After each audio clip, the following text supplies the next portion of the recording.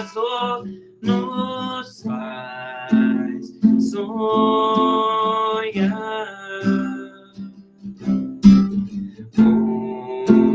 Onde a gente consegue os sonhos realizar.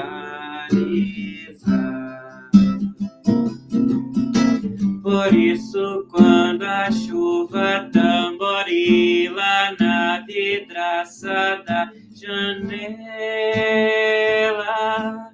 eu olho o horizonte na certeza de encontrar visão tão bela, tão bela.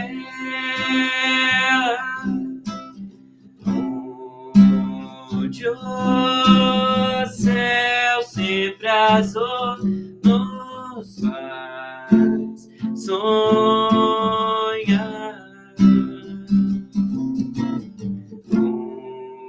Onde a gente consegue os sonhos realizar.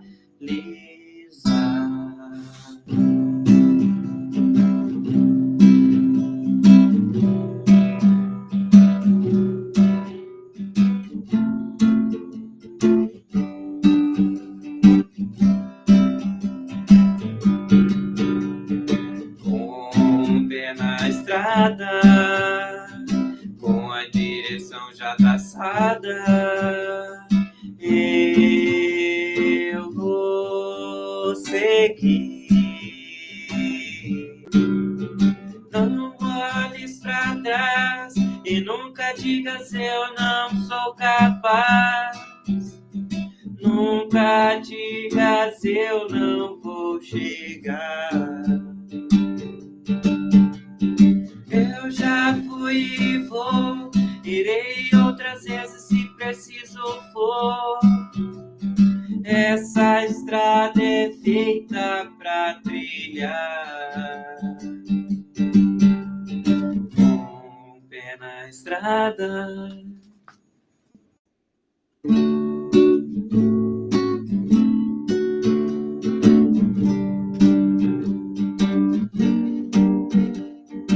Calmo, sereno e tranquilo, sinto descanso neste viver.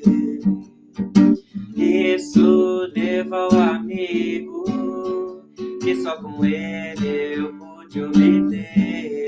Ele é Jesus, meu amigo, meu Senhor, o Salvador. Só com ele encontrei a vida eterna com Deus, com Deus. Triste foi sua história, levando a cruz sem pecado algum. Só porque me amou, morreu por mim e não hesitou. Ele é Jesus, meu amigo, meu Senhor, o Salvador. Só com ele encontrei a vida eterna com Deus, com Deus, com Deus. Sejam todos bem-vindos. Para iniciar, convido a todos a verificar o nosso site, todas as nossas atividades que temos na nossa casinha. Pessoal, nós temos atividades de segunda a segunda. Venha fazer parte dessa maravilhosa engrenagem que damos o sobrenome de caridade, fraternidade, amor, que se resume em um só nome, Segal. Mas, caso prefiram, temos o nosso Instagram, que está super atualizado, apresentando todas as nossas atividades também. Vale a pena conferir, seguir a nossa página e interagir. Bem, lembrem-se de pegar suas garrafinhas com água para logo mais serem fluidificadas, tá bom? E vamos para a escala da noite. A nossa escala, inicialmente, é a harmonização com Ramon. Ramon, você, como sempre, é especial em escolher as músicas. Muito obrigada. A condução dos trabalhos sou eu, a Marisete. A leitura do Evangelho, quem fará é a nossa querida Rose, que é do Evangelho segundo o Espiritismo, capítulo 26, tá, Rose? E o item 1, a prece inicial é a nossa querida Mariane Serpa. Hoje ela disse que quer fazer a prece, então eu dei essa chance para ela. O nosso querido e amado palestrante Célio César. Agora eu fiz um textinho aqui só para falar dele. Meu amigo, professor que tem por excelência o amor ao que está ministrando, exemplificando com clareza tão ímpar que todos nós entendemos. Foi professor das minhas filhas, e elas são exímias na nossa língua portuguesa. Eu tenho, assim, uma admiração muito grande pelo português da minha filha, viva aqui, e a minha filha viva lá no céu. Porque realmente elas gostam muito, e penso que elas se espelharam no meu querido amigo Célio. Bem, continuando, o tema que ele falará para nós hoje é o dom de curar. Ai, esse é difícil. Vamos ver o que é que vai sair daí, hein, Sérgio? Só coisa boa. Finalizando, tem a musiquinha que o Ramon irá cantar para nós, e depois vem o passe, fluidificação das águas e prece final com a Natália. Então, vamos iniciar com a nossa querida Rose. Vou ler um trecho do Evangelho, capítulo 26, de graça recebestes, de graça dai. O dom de curar. Curai os doentes, ressuscitai os mortos, purificai os leprosos, expulsai os demônios. De graça recebeste, de graça dai. Mateus, capítulo 10, versículo 8. De graça recebestes, de graça dai, disse Jesus a seus discípulos. Com esse preceito, prescreve que não se cobre por algo que não se pagou. Ora, o que ele havia recebido gratuitamente era a faculdade de curar os doentes e de expulsar os demônios, isto é, os maus espíritos. Esse dom lhes tinha sido dado gratuitamente por Deus, para o alívio dos que sofrem e para ajudar na propagação da fé. E Jesus lhes disse, para não fazerem tráfico dele, nem objeto de especulação, nem o meio de vida. Que assim seja, graças a Deus. Pensamento nesse momento, até o Mestre Jesus, buscando serenar nosso coração, nossas mentes, muitas vezes barulhentas pelos problemas diários, que possamos, nesse momento, estar abertos para absorver cada palavra, que essa palestra possa atingir fundo do nosso coração, tocar nossos sentimentos, que possamos, nessa noite, ser revigorados pelo Evangelho do Cristo, e pela paz que ele traz para cada um de nós. Que o palestrante possa ser intuído pela espiritualidade amiga, que nunca desampara, que caminha ao nosso lado. Mestre Jesus, graças te damos por esse momento. Conduza nossos passos hoje, agora e em todos os momentos. Graças a Deus e que assim seja. Que assim seja. Que Jesus nos abençoe. A intenção hoje é despertar aqui em cada um de nós que todos nós, tá? Trazemos em nós um dom que é capaz de curar. Curar. O dom da cura. Nós carregamos o dom da cura. E ao longo do nosso estudo aí, nós vamos refletindo sobre esse assunto e aí cada um vai pensando aí o que anda fazendo desse dom que Deus colocou nas nossas mãos. Eu quero começar lembrando uma passagem bastante conhecida de Jesus. Ela é bastante conhecida nossa aqui, certa feita, quando ele sempre caminhava com os discípulos ali nas cercanias, divulgando a boa nova, e quando ele voltava, na maioria das vezes, ele ficava na casa de Pedro. conta-se que os primeiros cultos do Evangelho surgiram na casa de Pedro, que era um momento que eles tinham ali na intimidade deles, e eles iam, então, conversar, né? Falar das primícias do reino, e eram momentos muito agradáveis.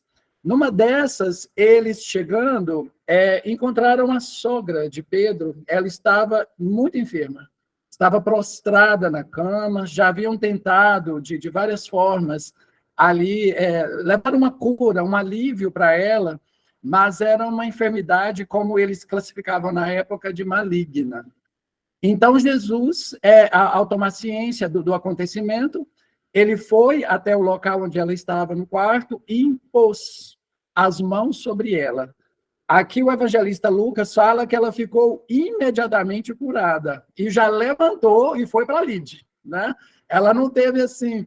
Às vezes, quando a gente tem uma enfermidade muito grave, a gente vai melhorando aos poucos, né? Aí a gente fala, não, eu estou melhorando, né? Até a gente se restabelecer. No caso dela, não. Foi de uma vez só, e ela se levantou e pôs lá a ajudar as mulheres da casa.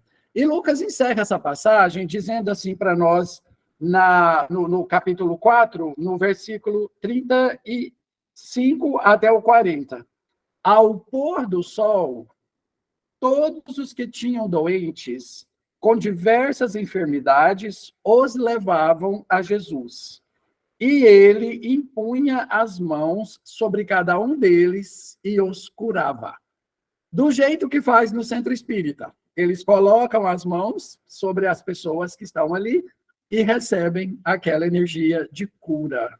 E aí muitos de nós falam assim, tá, mas você é Jesus, né, meu filho? Jesus é Jesus, né? Quem sou eu para querer aí fazer, né?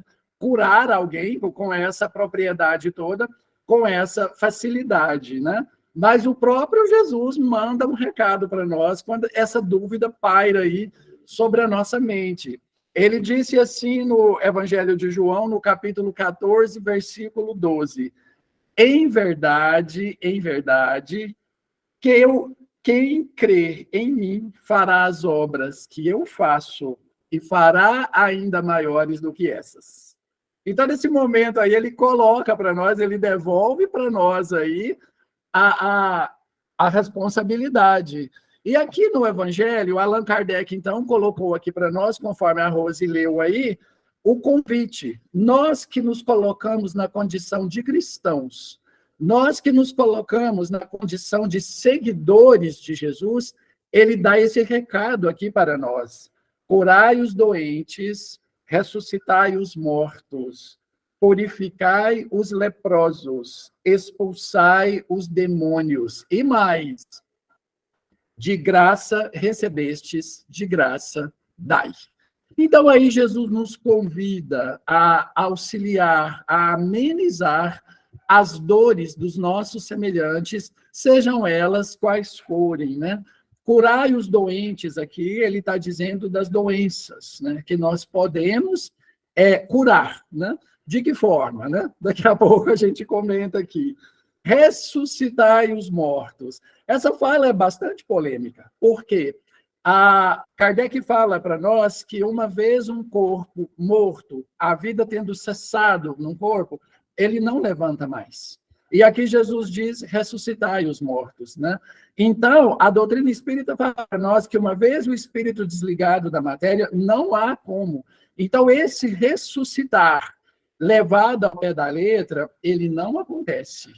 O que foi dito por Jesus, e houve uma interpretação na época, porque muita gente diz assim, mas Jesus ressuscitou. Jesus ressuscitou a filha de Jairo, Jesus ressuscitou Lázaro, e mais ali algumas pessoas, né? Então, Kardec comenta que, na verdade, havia e ainda existe um fenômeno, né? Um problema de saúde que na época era desconhecido, mas que hoje a ciência já pôs luz para nós, que é o fenômeno da catalepsia e da letargia. Esses fenômenos, quando uma pessoa é acometida deles, ela, de fato, tem uma aparência de que ela está morta mesmo. A respiração fica muito leve, muito fraca, quase que imperceptível, os batimentos também. Mas é como uma planta que aparentemente secou, mas ainda há ali umas raizezinhas dela na terra. Se nós adubarmos, se nós jogarmos água ali, há uma possibilidade dessa planta voltar a brotar, voltar a nascer. Assim também esses fenômenos. Mas naquele tempo, eles eram desconhecidos. E conta-se que muita gente foi enterrada nessas condições aí. Então, o caso da filha de Jairo, a própria Bíblia, Jesus fala lá assim, não se preocupe, a sua filha apenas dorme. E a menina foi despertada porque os laços do espírito ainda estavam ali ligados. O caso do Lázaro é polêmico, porque ele ficou 4 dias, né, lá na campa mortuária, mas era diferente dessas nossas aqui. Eram umas espécies de caverna. E ele, então, é acordado. E para quem acha que 4 dias é muita coisa, Allan Kardec fala para nós, na Gênesis, sobre a parte dos milagres, ele cita o caso de uma freira que ficou 8 dias nessas condições. Mas eles já conheciam que ela tinha esse problema. Então, depois desses 8 dias, ela acabou voltando. Certa feita, eu estava fazendo essa palestra lá no centro, e uma senhora ficou muito curiosa, ela falou assim, depois eu quero te contar uma coisa. Falei, tá. Quando acabou a palestra, ela falou assim, olha, isso não é piada, foi verdade. Ela disse que lá em Minas, onde ela morava, ela era criança. A mãe dela levou ela para um velório, ela tinha 10 anos. E altas horas, quando estavam lá todos velando, eis que o defunto levantou do caixão, né? Fica parecendo que é engraçado, mas não é. E aí virou aquele tumulto danado, né? Algumas pessoas chegaram a correr, né, com medo, porque nessas horas aí a gente é até testado na nossa fé e na nossa coragem, né? E aí eles foram ver, e aí levou para o médico e falou, não, ele foi vítima de uma catalepsia, ele não estava morto. Que bom que não enterrou, né? Muita gente, infelizmente, foi enterrada nessas condições, mas a gente sabe também que nada é acaso, né? Cada um com suas provas, cada um aí com aquilo que tem que passar. Hoje em dia, a medicina já faz todos os testes para que não corra, então, esse risco. Mas, então, voltando aqui, se Jesus disse ressuscitai os mortos, e uma vez, não havendo a possibilidade desse ressuscitar ao pé da letra, que recomendação foi essa que Jesus deu para nós, né? Que nós, enquanto cristãos, enquanto seguidores da doutrina dele, ressuscitássemos os mortos da tristeza, os mortos do desânimo, os mortos da depressão, da ansiedade, da apatia. Quantos estão por aí vivos no corpo, mas mortos para a vida? Por mais difíceis que sejam as lutas, nós que nos colocamos como seguidores de Jesus, nós temos o dever de sermos otimistas. Nós temos o dever de levar a esperança, a alegria para essas pessoas. Por quê? Porque nós, além de conhecermos a doutrina de Jesus, nós conhecemos a doutrina espírita, que desvendou para nós muitas coisas, descortinou aí os véus, né? Essas dúvidas da vida após a morte, essas dúvidas do intercâmbio entre nós que aqui estamos e os que lá estão, essas dúvidas de que a vida se encerra com a morte do corpo. É disso que Jesus veio falar, que a gente desperte aqueles que dormem na tristeza, no desânimo.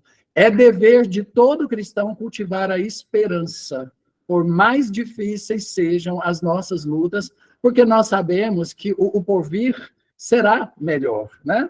Falou aqui também, purificar os leprosos. Aqui representa, então, a lepra, todas as doenças. Nós temos esse dom, então, de auxiliar os que passam pelas doenças do corpo físico. Expulsai os demônios. A doutrina espírita veio também aclarar para nós, nos mostrar que os demônios nada mais são do que as almas dos homens, que daqui partiram com revolta, com mágoa, com desejos de vingança, com ódio, né? E que nós, com o nosso exemplo, com o nosso esforço em nos tornarmos cada dia melhores, com as nossas preces, com as nossas orações, nós vamos auxiliar esses irmãos. Caso eles acabarão tendo 2 caminhos, ou eles melhoram com a gente, ou então eles se afastam, né? e vão ficar ali por algum tempo, até eles perceberem que o mau pensamento, o sentimento de vingança, de ódio, não leva a nada. Então, essas aí são as recomendações de Jesus. E eu nem preciso dizer aqui essa parte do de graça dai, né? Por favor, vamos aí pensar na nossa responsabilidade. Mas essa lição, ela é titulada, então, Dom de Curar. Que dom é esse? Será que nós temos esse dom? Todos nós, eu havia dito aqui. Então, Kardec comenta para nós aqui no Livro dos Médiuns, ele diz assim: dom que possuem certas pessoas de curar pelo simples toque, pelo olhar, mesmo por um gesto, sem o concurso de qualquer medicação. Está aqui no Livro dos Médiuns. Existem pessoas que são dotadas de uma energia, de um magnetismo, que elas, ao transmitir essa energia, esse magnetismo, para o semelhante, com aquele desejo de vê-lo curado, de vê-lo melhor, aquela vai acontecer. Isso é chamado, quando a pessoa possui esse magnetismo em abundância, eles vão dizer que é o magnetismo pessoal. É aquela pessoa que cura mesmo. Mas, às vezes, os espíritos também nos auxiliam nesse processo. Os espíritos trazem para o nosso culto do Evangelho, para o centro espírita, para a cabine de passe, essas energias, esses fluidos que eles trabalham, fluidos das rochas, das plantas, das boas vibrações. Esse magnetismo, ele é chamado de magnetismo espiritual. Às vezes a gente está numa preguiça, numa nhaca, né, de ir para o centro, de fazer um culto, mas depois que a gente faz, depois que a gente vai, a gente fica bem, a gente fica alegrinho. Por quê? Porque a gente recebe esse magnetismo. E há também aquela pessoa que tem uma vontade imensa de doar, ela tem um desejo grande de querer curar o semelhante, mas às vezes esse magnetismo nela é muito pouquinho. Os espíritos, vendo a boa vontade daquela pessoa, vendo aquele desejo sincero de curar, eles vão potencializar o magnetismo dessa pessoa, que vai unir com o deles e a cura acontece. É chamado também de magnetismo misto. Então, existem esses três processos. O humano, que é da pessoa, o dos espíritos, que os espíritos trazem para nós, e o misto, que forma daquele humano com os espíritos. Mas toda essa energia aí é capaz de curar. Como é que a cura se dá? No momento que você recebe aquela energia, ela vai perpassar pelo seu campo magnético, pelo seu espírito, e vai lá nas células doentes. Aquelas células doentes vão ser substituídas por uma célula sadia, renovando aquela região, renovando ali aquele órgão, né? Mas aí eu falei assim, todos nós temos essa capacidade, certo? E aqui eu li, foi do Livro dos Médiuns. E às vezes a pessoa alega, ela fala assim, mas nem todo mundo é médium, eu não sou médium. E você falou que todo mundo tem, né? Pois muito bem. A gente traz aqui um outro livro do Allan Kardec também, a Gênese. E aqui na Gênese, sim, ele vai dizer isso aqui para nós. Olha só. A faculdade de curar pela influência fluídica é muito comum e pode desenvolver-se mediante o exercício. Ah, então aqui agora todo mundo pode. Desde que a pessoa busque uma capacitação, um exercício, um estudo, um conhecimento, ela vai poder, então, desenvolver essa faculdade de curar.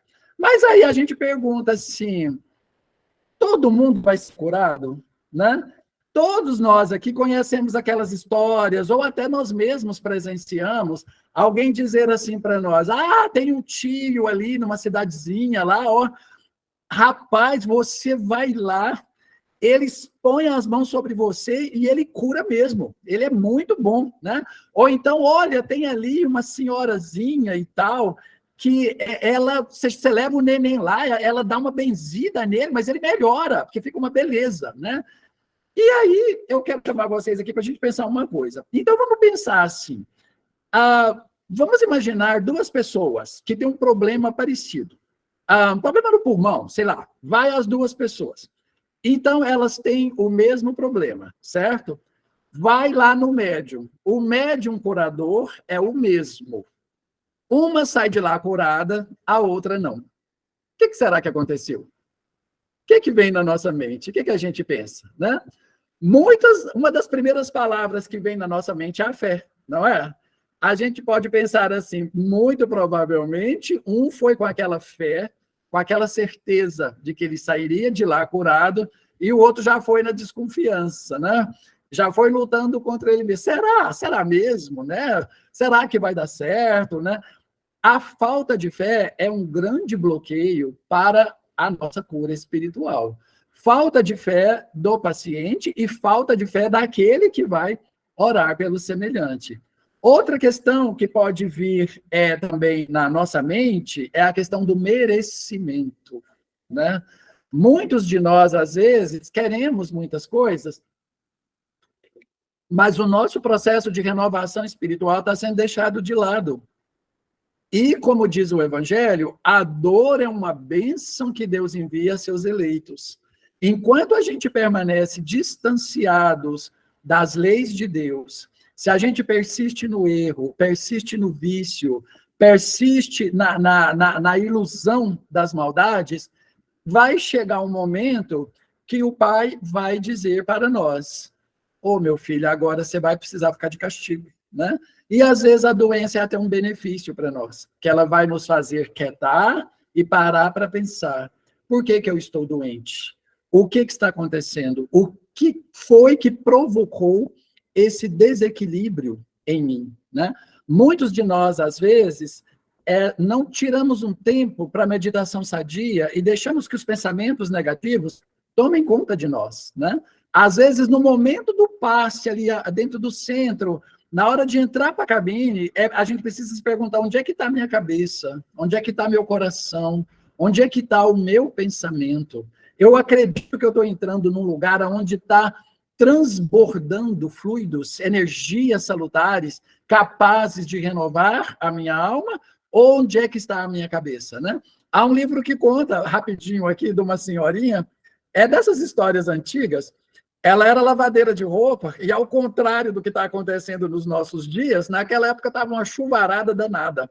E ela preocupada, porque tinha mais de uma semana que ela estava com uma mala para entregar e não conseguia lavar a roupa porque não ia secar. E ela estava com os inchaços nas pernas, uma dificuldade danada, e ela foi no centro e os espíritos viram toda aquela situação, e eles estavam preparados para tirar ali alguns miasmas, aliviar dela essas dores. Mas no momento dela ir tomar o passe, ela pensando: meu Deus, se essa chuva não parar, eu não lavo minha roupa. Se essa chuva não parar, eu não vou... E aí ela plasmou uma mala de roupa ali na cabeça dela ali, que dificultava o recebimento das energias dos bons espíritos que queria ali aliviá-la das dores nas pernas e de uma série de dores que ela tinha, né? Um outro moço estava lá muito irritado porque ele tinha discutido com o vizinho e ele tinha uma fama de ser... Ele sempre era o último a dar a resposta. Ele sempre tinha uma resposta boa, assim, né, num embate, num duelo verbal, mas naquele dia o vizinho tinha sido mais esperto do que ele, tinha dado uma má resposta bem dada nele, que ele não conseguiu retrucar, né? E a gente sabe que a gente tem uns amiguinhos aí que sempre tentam nos atrapalhar também nos nossos processos evolutivos. Na hora que ele entrou no centro, veio uma ideia na cabeça dele. Ele pensou: mas eu podia ter dado essa resposta para aquele sujeito, eu ia acabar com ele, né? E ficou com aquele pensamento: a hora que eu voltar, eu passo lá e digo isso para ele, né?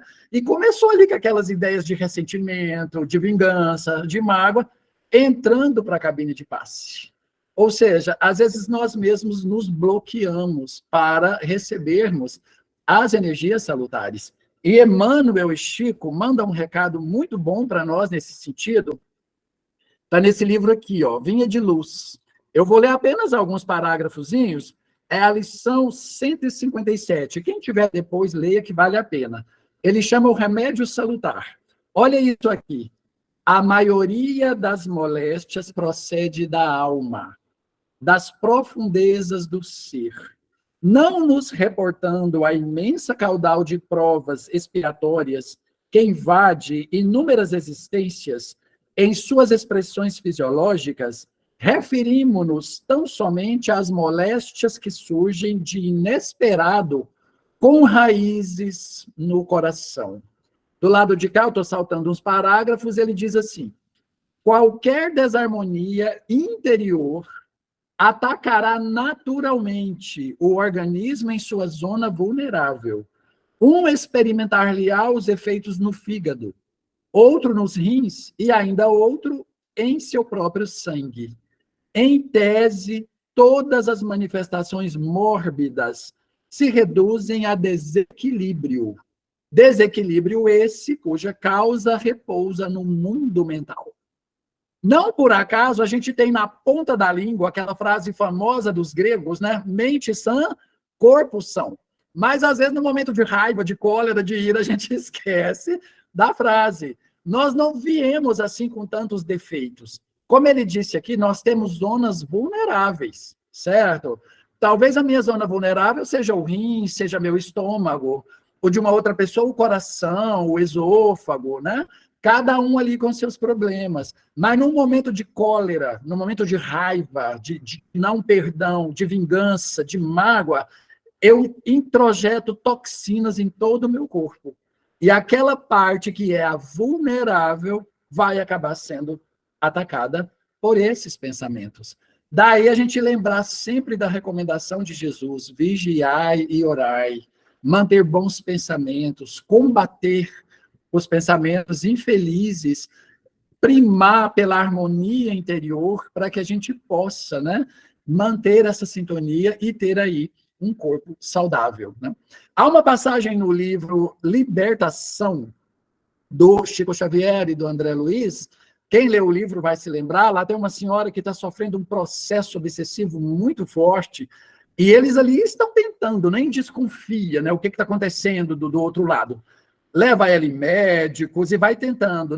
E ela era uma mulher muito rica, filha de um juiz. Então, André Luiz descreve que ela vai a uma igreja para assistir. Ela vai a uma igreja para assistir à missa. E André Luiz descreve um cenário para nós que é... E ele descreve que ela vai a uma igreja católica muito rica, de um bairro, né? Que ela é muito rica, de um bairro de classe alta. E ele fala isso, Vinha de Luz, que a igreja é belíssima. Ele descreve aquela nave enorme, né? Cheia de pessoas muito bem vestidas, é uma certa pompa, porque é um bairro de classe alta. Então ele fala assim que, aos olhos humanos, estava uma riqueza, uma beleza visual fora do comum, mas infelizmente, aos olhos espirituais, as vibrações, o pensamento que a maioria daquelas pessoas estavam emitindo era pensamentos lastimáveis, era de dar dó de ver a atmosfera psíquica que estava ali. E o tipo de espíritos que compraziam com esses pensamentos. Porque os espíritos que nos acompanham, eles se afinizam conosco, né? Aquilo que a gente pensa, aquilo que a gente gosta, aquilo que a gente faz, é o tipo de espírito também que nos acompanha, né? Daí também mais uma importância da gente buscar sempre as coisas boas, buscar sempre o bem. Então ele descreve que dá dó de ver aquela situação, mas nem por isso, os bons espíritos, os mensageiros de Deus, deixam de estar ali assistindo aquelas pessoas. E André fala que eles chegam ali naquele momento e o altar da igreja se ilumina. Eles magnetizam todo aquele ambiente repleto de luzes, de energias salutares, mas ele fala que nem o dirigente da missa naquele dia estava lá, essas coisas, né, na questão do desequilíbrio, mas os espíritos ali. E aí, a parte que eu quero chamar a atenção é agora, que é o momento da hóstia. Ele fala que quando a hóstia é colocada ali naquelas vazias que eles usam, naquelas taças, os espíritos magnetizam aquela hóstia, que ela fica iluminada, fica aqueles flocozinhos de luz. E as pessoas pegam a fila e vêm para tomar a hóstia. O que acontece? Infelizmente, ele fala que a maioria deles, ao pegar aquela bolachinha, aquela esfera de luz e coloca na boca, ela vai sendo queimada. Queimada devido aos pensamentos infelizes, devido à descrença, falta de fé, falta de bom ânimo, e sentimentos até de ódio, que vai ali queimando ela. Então, aquelas energias salutares vão se dissipando. Mas ele fala que vem vindo lá uma jovem senhora que chama a atenção, né? Rezando, com aquele tercinho na mão, toda bonitinha, e ela pega a fila, com aquele pensamento singelo, puro, de boa vibração.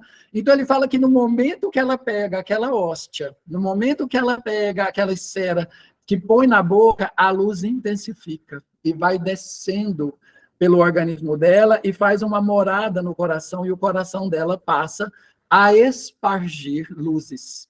Então, imagina o banho de fluido, de energias salutares que essa senhora ganhou ali, naquele momento da hóstia. Por que eu estou contando essa história? Porque lá no centro espírita, a gente vai para a cabine tomar o passe e tem uns copinhos de água fluidificada lá de fora, esperando a gente. Quero eu crer que está tão magnetizado quanto, tá? E aí, que jeito que a gente está tomando essa aguinha fluidificada, né? É a gente que tem que resolver isso aí. Se ela vai descer com toda aquela energia salutar, com toda aquela carga positiva, ou a gente simplesmente está tomando um golinho de água, né? Isso depende, então, de cada um de nós. É por isso que esse processo de cura e autocura, eles não se desvinculam, eles se interpenetram.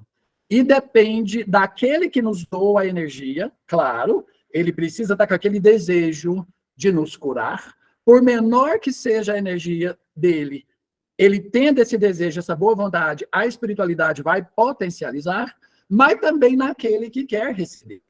Né?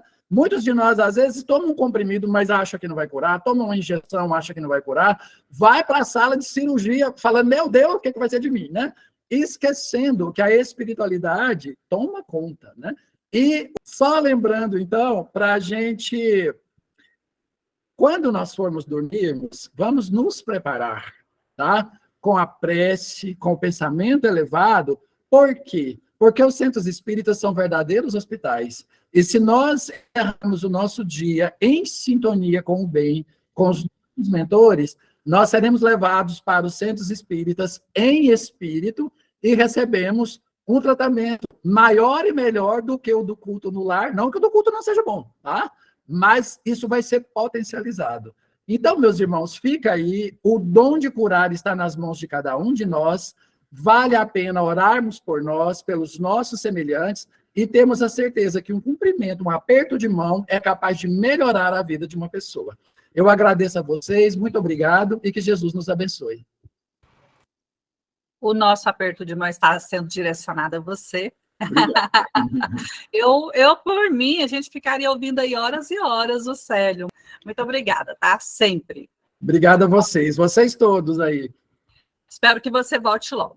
Amém. Ramonzito com você e depois a Natália, por favor.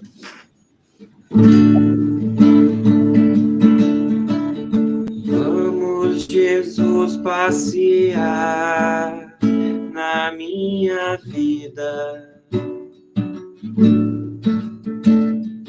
Quero voltar aos lugares que eu fiquei só. Quero voltar lá contigo, vendo que estavas comigo. Quero sentir teu amor a me embalar.